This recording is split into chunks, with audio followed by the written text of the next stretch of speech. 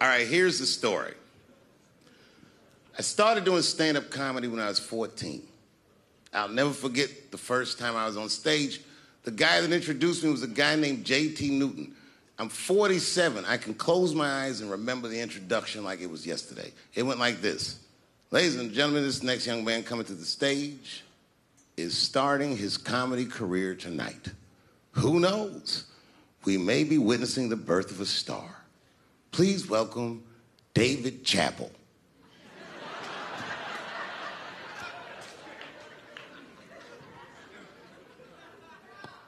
From the first time that I ever held a microphone, I was sure this was it. I knew I was home. I knew I had found my thing. And my God, man, I was a child. I got good. Matter of fact, I was good from the moment I started. And I'm not saying this to be a braggart. I'm telling you the truth. These old niggas was in awe of me. How was this little boy so poised? They used to say. I was. I mean, you know, I got better, but it started out good. About a year into it, when I was 15 years old, I had written a joke during the AIDS epidemic about having a Goodyear condom. Something, I don't even remember the joke. Something about an industrial strength condom by Goodyear. I just remember all the comedians really liked that joke. And there was an older comedian. And he came to me one night after the show, after he saw the joke, and he said, listen, I got an audition at another comedy club, and I was wondering, do you mind if I do that joke? I just want to borrow it. Now, I'm a kid. I don't know any better. I'm like, borrow it? Well, I guess, sure, if it'll help your career.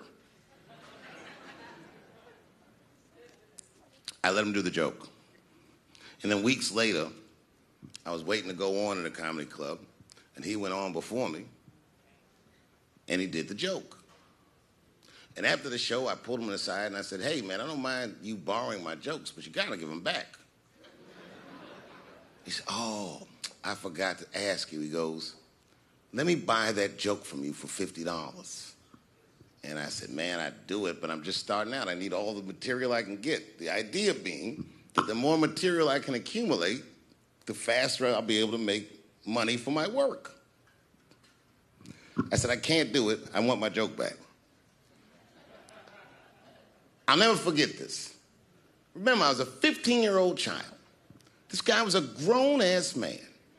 He stood up over me so I could see how big he was. And he said to me, really? I can just take it. And he did. I got scared because I was a child. But I never forgot that.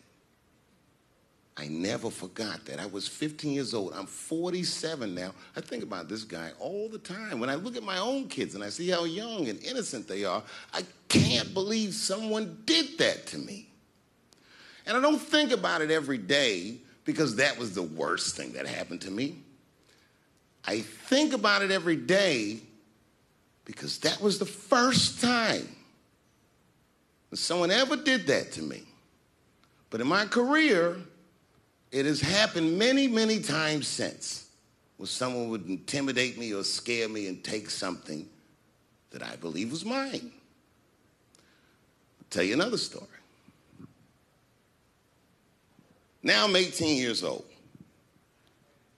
I'm living in New York City, and I just finished my first road tour, which was a very difficult tour. I'll spare you the details. Now I'm back in New York, but my rent is paid, thank God. And I have $60 to my name, and a woman that I had met in Pittsburgh, a bad Dominican bitch,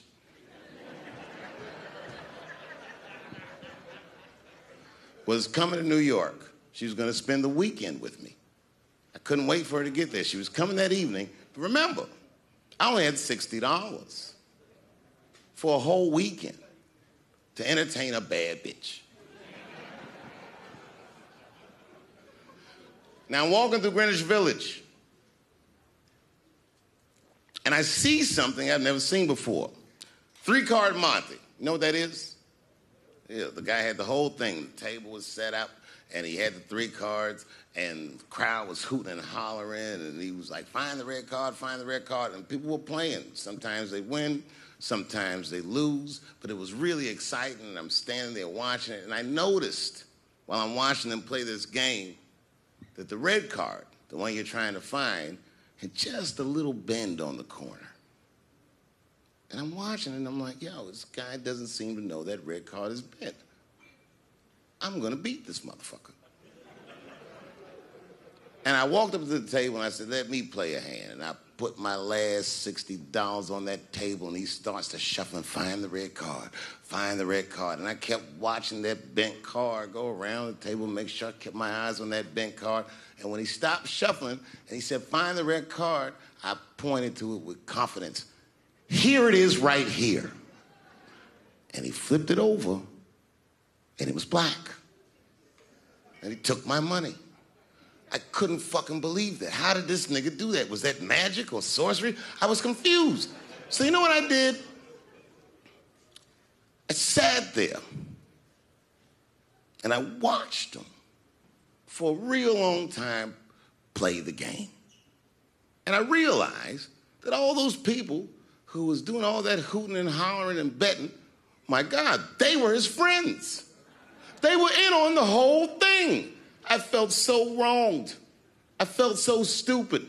And then the next sucker came up to the table and was about to put his money down. And I said, fuck that, man. Don't put your money there. All these niggas is in on it. It's a trick. And when I said that, the guy that was dealing, and this motherfucker was huge, snatched me up by my collar. Feel how strong he was when he grabbed me. I was a skinny little guy. And he was gonna maul me. And the only reason he didn't, I'm sure, is because he saw the fear in my face. And that fear, he looked at me. I saw his eyes go from hard to soft. He softened. Then he looked at me like the way a father would look at a child. And he said to me, young man, don't ever come between a man and his meal. I never forgot that either. Most niggas would have to run the streets for years to learn a lesson that profound. It took me 2 seconds. Never get between somebody and their paper. Taking a man's livelihood away from him is akin to killing him. Do you know why Prince, the famous rock star that was a friend of mine, do you know why he called himself the artist when he came back? He calls himself the artist because that's what they call us in our contracts. Oh, these contracts are crazy. You should hear the terminology they say in these contracts. To use your name and likeness in perpetuity throughout the universe. Who the fuck could possibly know what that means? Nobody does. It's so complicated, in fact, that when you're a kid like me, you have to hire somebody to tell you what that means. And you sit down at a table and you do the contract game. And that's how I got with Comedy Central. I signed the contract. But I signed the contract the way that a 28-year-old expectant father that was broke signs a contract. I was desperate. I needed a way out. And it wasn't good money and it wasn't good circumstances. But what else am I going to do, I said. And all these white people sitting at that table told me, trust us, Dave, it's a good contract. And I looked around the table and they all seemed to agree it was a good contract. But what if it was like that game of 3-Card Monte? What if they were all friends and I didn't know it? And the bag of money was Iceberg's money in the first place. What was I talking about? What was I trying to tell you? Last week, 2 weeks ago, whenever it was, I called Lauren Michaels And I tell them, okay, I'll do it. I'll do Saturday Night Live on election night. And the day I made that phone call, the day I committed to it, it gets announced that Netflix is streaming Chappelle's show. Not just Netflix. HBO Max is streaming it too. Let me tell you another story about HBO. No, hear me out. Did you know, before Chappelle's show was at Comedy Central, I pitched that show to HBO. I told them what I wanted to do. Now, these are executives. All they have to do is say, yeah, we'll take it, or no, thank you, we won't. But they didn't say either of those things. They went too far. They said, literally, what do we need you for? That's what they told me, as they kicked me out of the office. What do we need you for? And here we are, all these years later, and they're streaming the very show that I was pitching to them. So I'm asking them, what do you need me for?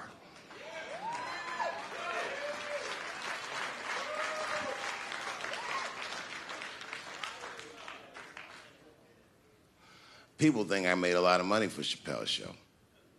When I left that show, I never got paid. They didn't have to pay me because I signed the contract. But is that right? I found out that these people were streaming my work, and they never had to ask me, or they never had to tell me. Perfectly legal because I signed the contract. But is that right? I didn't think so either. That's why I like working for Netflix. I like working for Netflix because when all those bad things happened to me, that company didn't even exist.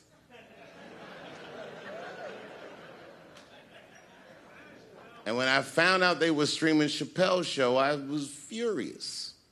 How could they not know? So you know what I did? I called them and I told them that this makes me feel bad. And do you want to know what they did? They agreed that they would take it off their platform just so I could feel better. That's why I fuck with Netflix, because they paid me my money, they do what they say they're gonna do, and they went above and beyond what you could expect from a businessman. They did something just because they thought that I might think that they were wrong. And I do. I think if you are fucking streaming that show, you're fencing stolen goods. They stole that from me. They just took it. And I'm not up here trying to tell you guys that I believe that Comedy Central gave me a raw deal just because I'm black. I believe that they gave me a raw deal because this fucking industry is a monster. It's the same monster that these Me Too bitches was trying to tell you about. But they hate the monster for how it fucks. And I hate that monster for how it eats. But my God, man, it's the same monster. When I quit the show, all my friends would say, well, fuck them, Dave. Why don't you just do Chappelle's show at another network? Yeah. And why doesn't a slave run from one plantation to another plantation because the master over there might be nicer? My God, man, I was trapped. You know what? Tell you the truth. I've even thought about coming back and doing another Chappelle show. Well, but if I do, I can't call it Chappelle's show because my name and likeness is being used by them in perpetuity throughout the universe. It's in the contract.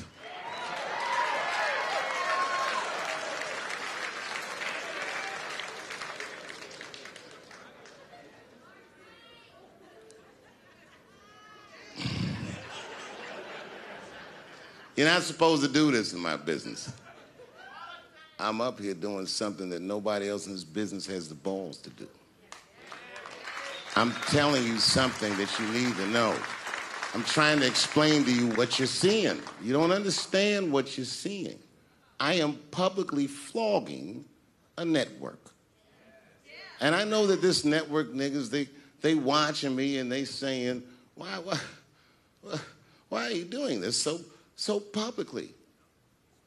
Doesn't feel good to be flogged publicly. Oh, believe me, I know. I know exactly how that feels. When I quit my show, they said I was crazy. What was crazy about it? I just didn't want to do it anymore. They said I smoked crack. That's impossible. I was a devout Muslim. I didn't smoke or drink. But I do now, bitch, because you ruined my fucking life. Now it's their turn. This is their first nigga lesson, and I'm honored to give it to them. They're gonna pay me for this show.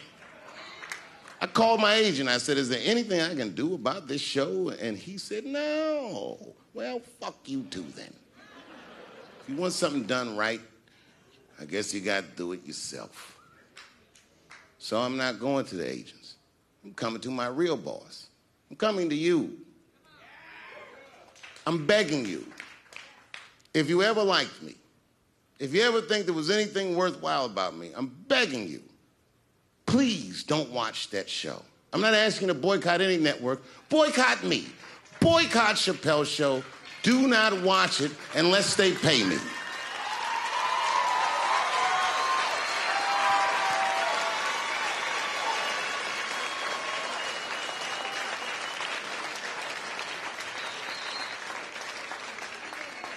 If you're a shareholder at Viacom, then I'm talking to you. Because all that shit that they do to us, well, they do everything for their shareholders. That's what they told me. So if you're a shareholder in that company, tell them it's wrong. And if you don't believe that it's wrong, then fuck you too. You should know what's in the hot dogs you eat. Now, there's probably a bunch of people at Comedy Central and Viacom and all these places that have no idea what I'm talking about. They've all either quit or been fired or got Me Too'd or something. Them niggas is gone.